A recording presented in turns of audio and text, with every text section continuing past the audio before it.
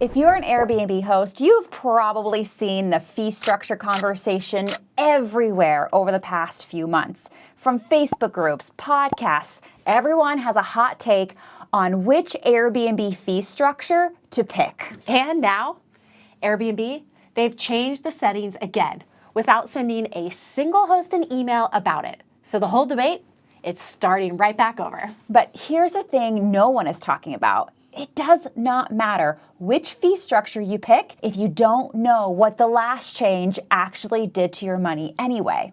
Hi, I'm Sarah Karakayan. I'm Annette Grant, and together we are Thanks for visiting. We've spent over a decade actively hosting, built a multi-million-dollar rental portfolio, and helped over 1,000 hosts grow more profitable businesses, collectively generating over $2 million in bookings every single month. Our mission is simple: to be the #1 resource for hosts who want to build real wealth through short-term rentals. We've been through every version of this fee switch before most hosts even knew it was going to happen. And every time we did the same thing. We looked at our numbers, we made a decision, and moved on. So today, we're going to show you exactly what changed, the mistakes most hosts are about to make, and the one audit you need to run before you touch a single setting. Let's start with what just happened. Airbnb has 2 fee structures. You have structure number 1 is the host only, where you as the host pay around 14 to 16%, and your guest sees just one all-in price when they check out. Or there's structure 2, host-guest split fee, where you pay about 3%, but your guest gets hit with a service fee of roughly 14% on top of your nightly rate. So here's the thing. Last October 2025, Airbnb forced a lot of PMS-connected hosts, arguably all of them, to the host-only fee structure. That is what kicked off the whole debate. We didn't have a choice, right? Hosts were trying to figure out if they should adjust their pricing, quit their PMS entirely, or some of them do nothing at all. Fast forward, well now, in April, the option is back to switch back to the split fee. And it has quietly reappeared, dare I say silently reappeared in your settings. If you use a PMS, a property management system that connects to Airbnb, please go check. It is just sitting there. No announcement, no email. But here's the part we want you to notice even more. Right next to the host-only option, because you'll see 2 options there, Airbnb added one word, and that word is recommended. Powerful. Mm-hmm. We want you to just think about that. You as a host, you spend hours, we hear so many hosts trying to reverse engineer what the Airbnb algorithm wants. And Airbnb just came out and literally spoon-fed you, told you what they want. In fact, we get to work with an Airbnb rep because of the amount of homes that we manage. And this person's job is helping hosts like us grow our market share on the Airbnb platform. And I'm telling you guys, his advice is always the same. Follow the Airbnb nudges. When they roll out a promotion, I want you to participate. When they suggest you add something to your listing, add it. It is the same exact thing. When you're setting up your listing, aren't you trying to check as many amenity boxes as possible? Because you know that's recommended by Airbnb. You check all the boxes. And again, one night stays, recommended. Instant book, recommended.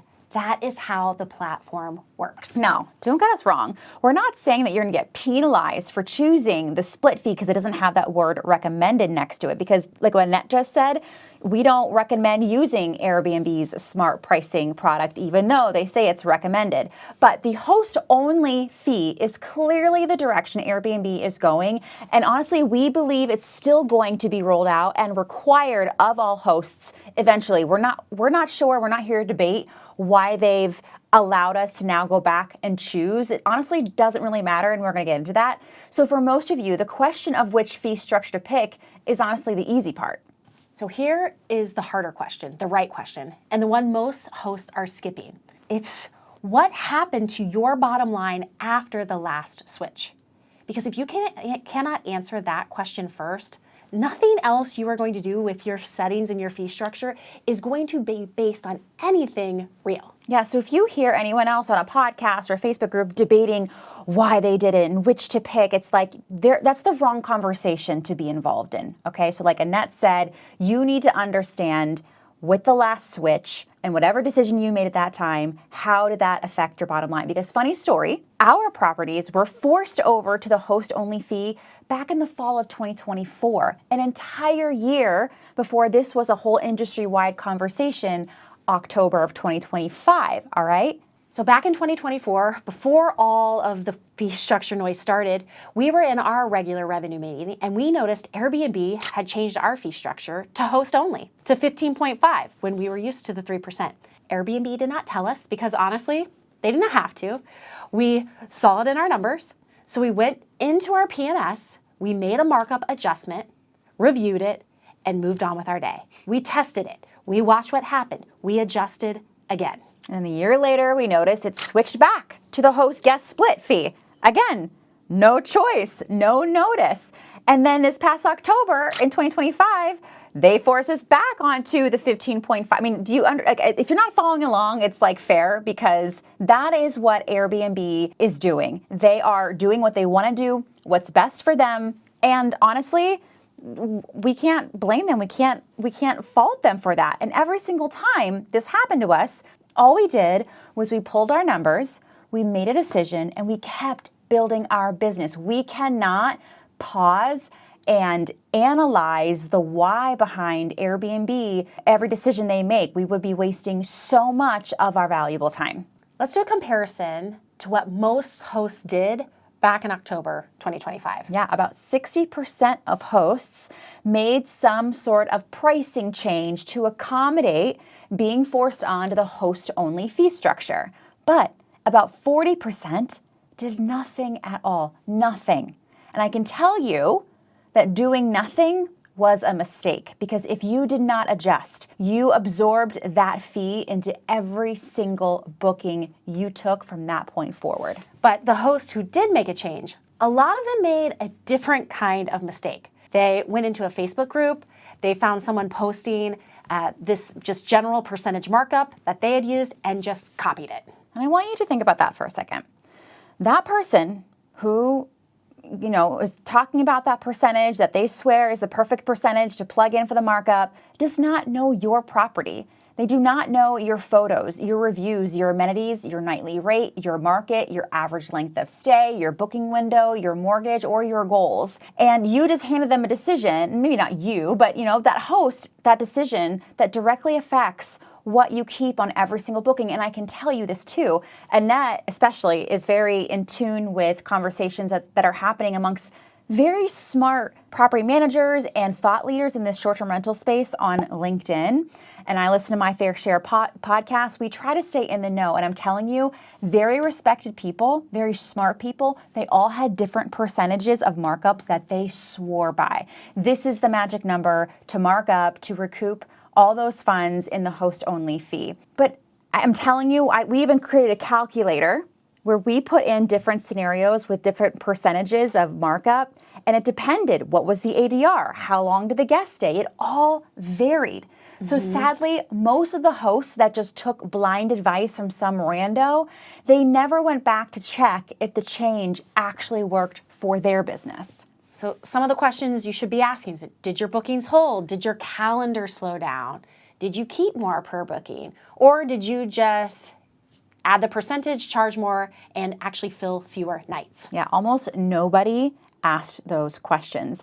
And that is the real mistake. Not which structure you picked, not what percentage you use. The mistake is making a decision about your money and then never looking at what happened next. So, rant over, okay? Before you go into your settings and you change anything and you make any decision, here is what we want you to do first, okay? You've got to pull up your numbers and we want you to audit 4 things. All right, let's get into it. Number 1, what did you actually keep month by month since your fee structure changed in October? Not what came in, what you actually kept after your expenses. If you do not know that number, that is the first problem that we need to solve. And it's a bigger problem than which fee structure you are on.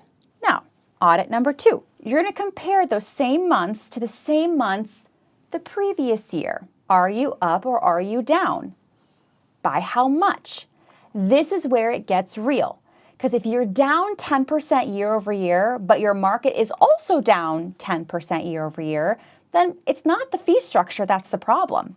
But if you're down and your market is flat or growing, the fee change may have actually cost you money and you need to adjust. And not just the fee change that costs you money, what you decided to do about that fee change costs you money. And so you will need to make a better decision going forward. Number 3, let's say you aren't down year over year. In fact, you're up 10%. Woo, awesome. But you audit where the market is right now and you are currently trailing behind by 15%. Why? Could be the way you're handling the fee structure. If that's so, you've got to find out and find out fast. All right, so number 4, what did you actually profit per booking before October versus after October? This is the number that tells you whether your markup is doing its job or not, okay? Hopefully you didn't just pick up some random markup percentage from some Facebook group, right? You put some thought into it. You ran some scenarios. If you're keeping the same amount per booking, pre-October versus post-October, but filling fewer nights, you may have overshot your markup a little bit. If you're filling the same nights but keeping less per booking, you undershot it. And either way, now you know that's okay. That's the good thing. You now can actually fix it instead of just continuing to guess or continuing to do nothing at all. And those are the 4 numbers. They're going to tell you everything you need to know to make a very informed decision. Not a decision based on feelings, on Facebook, a decision that is based on data from your own business with your own goals. All right, shameless plug, because if you're sitting here thinking, I don't even know where to find those numbers or how to properly calculate them, that is exactly why we built our Priced and Profitable Bootcamp. It is a live training that starts on May 4th. We dig in for 4 days, just you and us together with pricing. We'll show you how to know your numbers, price your property right, and get more profitable bookings from the listing you already have. This entire fee situation with Airbnb just put a spotlight on something that we have been saying for a long time. Most hosts are making pricing decisions without actually knowing their numbers. Not because they're not smart, but because no one ever showed them which numbers matter or what to do with them. So join us. Your seat to the Priced and Profitable Bootcamp. It's just $49, and the link will be in the description, and the bootcamp starts in just 1 week. A lot of hosts open Airbnb, they scroll through their competitors' listing, they look at the all-in price, compare it to their own, and they make pricing decisions based on that alone. But when you're doing that scrolling, did you look at their photos? Did you read their reviews? Did you check the amenities that they offer? You cannot compare your nightly rate to a listing with 400 5-star reviews and a hot tub if you don't have 400 5-star reviews and a hot tub, right? And act like you're on the same playing field.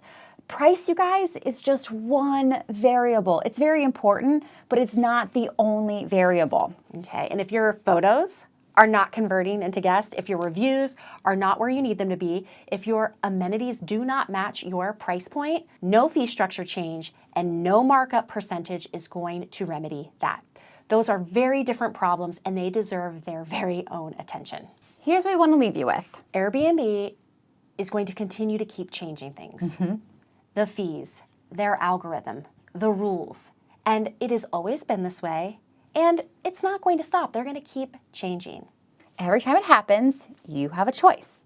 You can go back to the Facebook group and ask strangers what to do, or you can pull your numbers, make your own call, and get back to building something that does not fall apart every time the Airbnb platform changes, moves, decides to throw some wrench in your game. We do not want you to be only an Airbnb host. We want you to be a host who runs a real profitable business and a real business that makes decisions based on data, not panic.